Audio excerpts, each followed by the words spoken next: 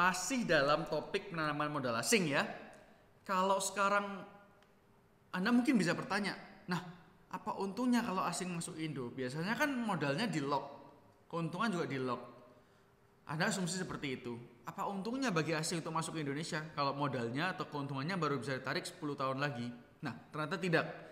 Jadi asing itu punya hak ya, masih punya hak untuk menarik kembali modalnya ataupun keuntungan yang diperolehnya. Makanya zaman sekarang saham-saham bisa anjlok ya. Kalau nggak ada polisi seperti itu, asing pasti malas masuk. Sama juga. Kenapa nggak dibikin nggak boleh ditarik? Kalau nggak boleh ditarik, orang nggak mau masuk dari awal ya. To begin with, orang udah nggak minat gitu dengan investasi Indonesia, dianggap tidak menarik dan menyulitkan bagi investor. Ya, jadi modal ataupun keuntungan bisa ditransfer ke sana dan bentuknya nih banyak nih di sini. Wah, ada modal, profit, dana, pembelian bahan baku, tambahan dana, royalti, gaji, TKA segala macam lah. Nah, tapi itu akan timbul pertanyaan. Kalau misalnya sekarang boleh ditransfer secara bebas nih. Kalau kira-kira orang asing ini money laundry atau melakukan kegiatan usaha yang riskan di Indonesia, pertama diizinkan untuk melakukan A, ternyata dia melakukan B, terus dapat keuntungan lempar. Pada saat ketahuan perusahaan udah nggak ada modal, ya kan? Udah kehilangan modal. Nah, pemerintah mau narik balik apa? Udah terlanjur negara dirugikan. Nah, ternyata tidak seperti itu.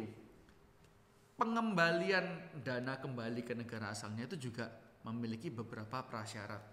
Contohnya, 1, tidak menghilangkan hak pemerintah untuk minta laporannya, duit dari mana, fungsinya untuk apa, segala macam. Ya namanya mempersulit administrasi untuk kepentingan umum lah ya. Sering kan Anda menemukan di mana-mana, nggak cuma di Indonesia. Kedua ada lagi, yaitu penyidik, terus apa lagi ya, Menteri Keuangan dan Pengadilan Negeri berhak untuk menahan repatriasi atau kayak apa ya, penarikan dana kembali ke negara asalnya kalau memang ada bukti-bukti kuat yang mengarahkan bahwa perusahaan ini atau dana ini mungkin adalah dana yang diperoleh tidak secara legal. Ya, seperti itu. Jadi masih banyak persyaratannya. Nggak asal bisa kembali. Memang harus bisa dikembalikan dengan mudah. Kalau bisa kita tidak mempersulit supaya menarik bagi investor luar untuk masuk, ya kan? Tapi kalau kita sama sekali tidak mempersulit, kita yang rugi. Karena nanti banyak asing ini kayak masuk ke Indo, dia anggap ini ya, bawa magnet uang ya, ini emas ya, uangnya dia akan masuk kan, masuk ke negara Indo kan, tembus, jret. Kita merasa wah enak nih, kita dapat dana asing. Tapi ternyata magnet besi ini, emas ini, dia tuh menarik semua emas yang ada di dalam. Jret, kayak mesin gacha itu loh yang masuk gini, ditarik keluar gitu, mesin claw itu. Nah, ditarik semua uangnya, terus dia keluar.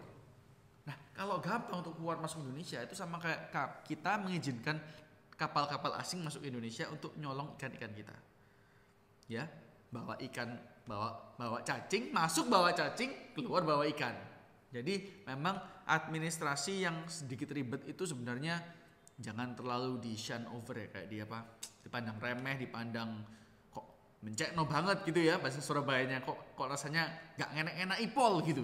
Tapi memang itu penting untuk menjaga stabilitas ekonomi nasional. Oke, sampai di sini dulu hari ini. See you and God bless.